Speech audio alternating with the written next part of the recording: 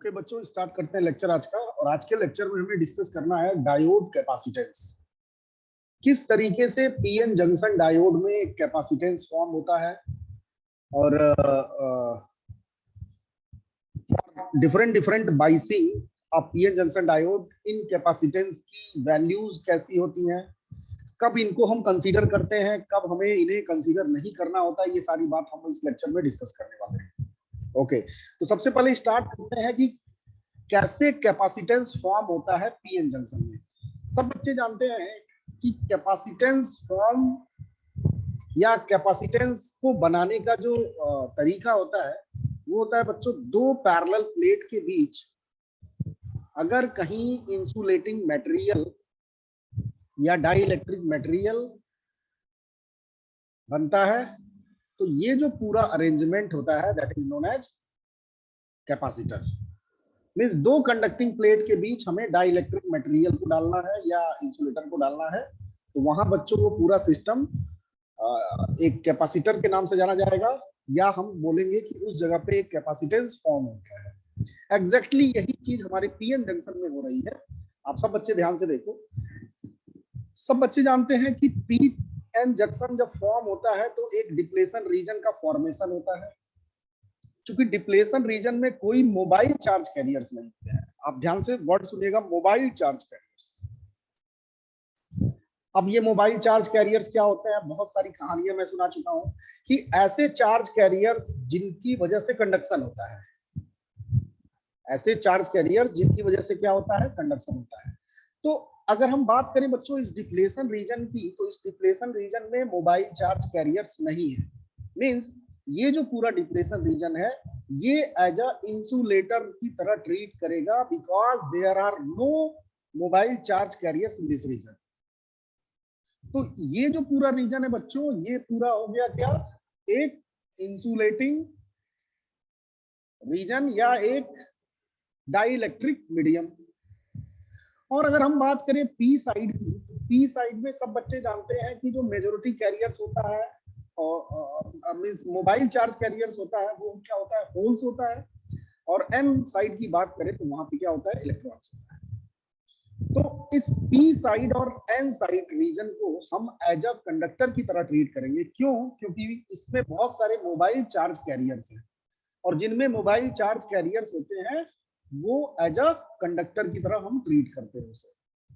तो यहाँ पे देखो बच्चों, ये जो पी साइड है एक कंडक्टिंग प्लेट इधर, एन साइड के लिए एक कंडक्टिंग प्लेट इधर, और इन दोनों के बीच में एक इंसुलेटिंग रीजन है। तो ये जो पूरा सिस्टम का सिस्टम यहाँ पे दिख रहा है, या जो पूरा स्ट्रक्चर हमें दिख रहा है वो हमें एक कैपेसिटर की तरह दिख रहा है।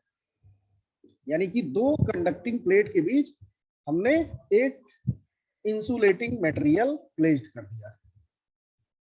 आई बात समझ में? तो इस वजह से डायोड के अंदर कैपेसिटेंस फॉर्म होता है या डायोड एज अ कैपेसिटर की तरह ट्रीट करता है। ओके, अब इस डायोड के कैपेसिटेंस को हम कब कंसीडर करेंगे? तो सब बच्चे जानते हैं कि कैपेसिटेंस के लिए कैपेसिटिव रिएक्टेंस, आप पढ़ते हो इलेक्ट्रिकल इंजीनियरिंग में, capacitive reactance XC is equal to 1/2 pi FC। अगर बच्चों फ्रीक्वेंसी बहुत लो है, मींस टेंस टू 0 है, तो XC की वैल्यू क्या होगी, इनफाइनाइट होगी। XC infinite means open circuit. Open circuit means open wire. यानी कि अगर कहीं कैपेसिटेंस फॉर्म होता है, भाई पीएन जंक्शन है तो कैपेसिटेंस फॉर्म होगा, ये बात बिल्कुल सही है। बट अगर हम उस पीएन जंक्शन को किसी ऐसे सप्लाई के साथ ऑपरेट कर रहे हैं जिसकी फ्रीक्वेंसी बहुत लो है, तो उस सप्लाई के लिए ये जो पीएन जंक्शन डायोड में कैपेसिटेंस फॉर्म होगा उसको हम इग्नोर कर सकते हैं। क्यों? क्योंकि लो फ्रीक्वेंसी के लिए वो capacitor as a open circuit तरह ट्रीट करता है। आई बात समझ में? But for high frequency XC tends to 0। tends to 0 means हमें इसको क्या करना पड़ेगा, कंसीडर करना पड़ेगा। अब हम इसको इग्नोर नहीं कर सकते हैं।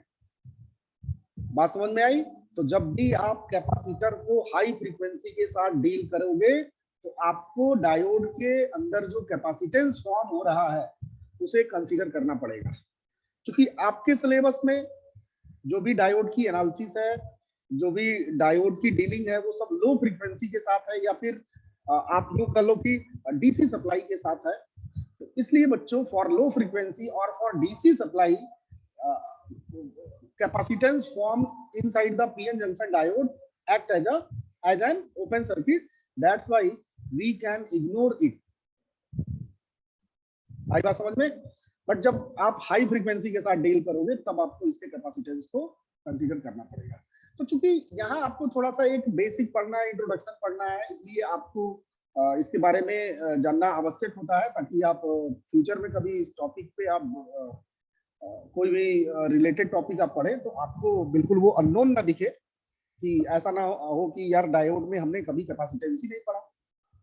ठीक है, तो कैपेसिटेंस फॉर्म होगा। अब सवाल ये है कि कब हम उसको कंसीडर करना है, कब हमें उसे कंसीडर नहीं करना है। ठीक है, क्योंकि आपका जो सिलेबस का पूरा रीजन है उसमें आपको नहीं करना है, क्योंकि आप डीसी के साथ डील करोगे या लो फ्रीक्वेंसी के साथ डील करोगे। ओके, अब बारी है, ये डायोड फॉरवर्ड बायस में और रिवर्स बायस में जो डायोड के अंदर कैपेसिटेंस फॉर्म हो रहा है, क्या वो एक ही तरीके का होगा या फिर डिफरेंट डिफरेंट वैल्यू होगी उसकी? तो चलिए आइए देखते हैं। भाई कैपेसिटेंस, कैपेसिटर का कैपेसिटेंस आप सब बच्चे जानते हो, एप्सिलॉन ए बाई डी। यहाँ जो कैपेसिटेंस फॉर्म हो रहा है बच्चों, उसमें ए जो है वो ये पूरा एरिया, इस प्लेट का area, epsilon not permittivity of free space. ठीक है, या फिर जो आपने डाई इलेक्ट्रिक मटेरियल, यहाँ जो ये जो डिप्लेशन रीजन है उसका dielectric constant, dielectric constant या परमिटिविटी, आप एप्सिलॉन नॉट को क्या बोल सकते हो? Epsilon naught is the permittivity of free space. But अगर आप इस रीजन के लिए करो या किसी डाई इलेक्ट्रिक मटेरियल के लिए करो तो उसके लिए सिंपली आपको एप्सिलॉन यूज करना पड़ता है। तो आप यहाँ पे एक जनरल लेके चलो, हमने कोई डाई इलेक्ट्रिक मटेरियल डाला जिसका परमिटिविटी एप्सिलॉन है। ओके, तो ए एप्सिलॉन समझ में आ गया। अब इन दोनों प्लेटों के बीच का सेपरेशन, तो इन दोनों प्लेट के बीच का सेपरेशन वही होगा जितने विड्थ में डाई इलेक्ट्रिक मटेरियल या इंसुलेटिंग मटेरियल है। और यहाँ जो बच्चों डाई इलेक्ट्रिक मटेरियल है वो क्या है? डिप्लेशन लेयर है, और उसका जो विड्थ होगा वही इस डी की वैल्यू हो जाएगी कैपेसिटेंस में। यानी कि for PN junction diode the value of capacitance is epsilon A by W, where W is the width of depletion layer. Okay, अब सब बच्चे जानते हैं कि in forward bias width of depletion layer is less. तो जब बच्चों depletion layer की width लेस होगी तो फॉरवर्ड बायस में जो कैपेसिटेंस फॉर्म होगा उसकी वैल्यू क्या होगी? ज्यादा। But in reverse bias width of depletion layer is high, that's why capacitance formed in PN junction diode in reverse bias is low. Okay, reverse bias में जो capacitance form होगा उसकी value क्या होगी? कम होगी, और फॉरवर्ड बायस में क्या होगी? ज्यादा होगी। तो बच्चों, फॉरवर्ड बायस में जो कैपेसिटेंस फॉर्म होता है that is known as diffusion capacitance. उसको हम क्या बोलते हैं? Diffusion capacitance, and it is denoted by CD। और रिवर्स बायस में जो कैपेसिटेंस फॉर्म होता है that is known as transition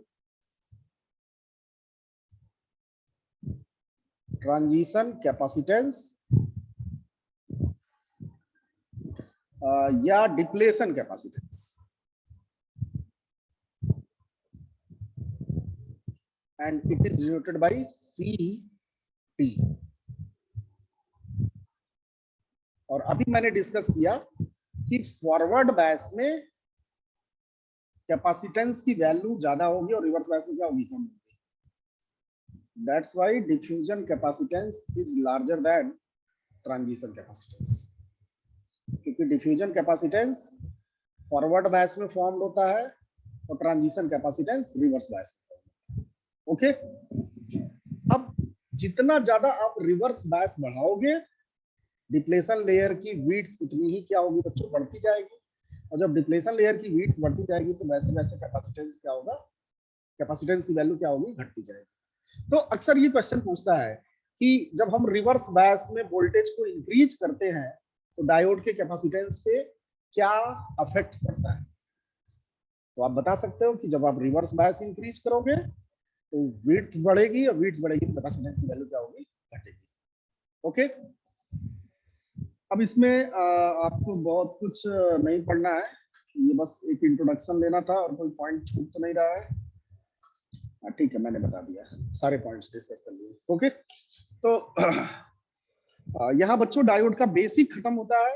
अब इसके बाद के लेक्चर में हमें डायोड के सर्किट बेस्ड प्रॉब्लम को सॉल्व करना है। तो अभी बस इतना ही करिए आप, अगले लेक्चर से उसको हम करते हैं डिस्कस।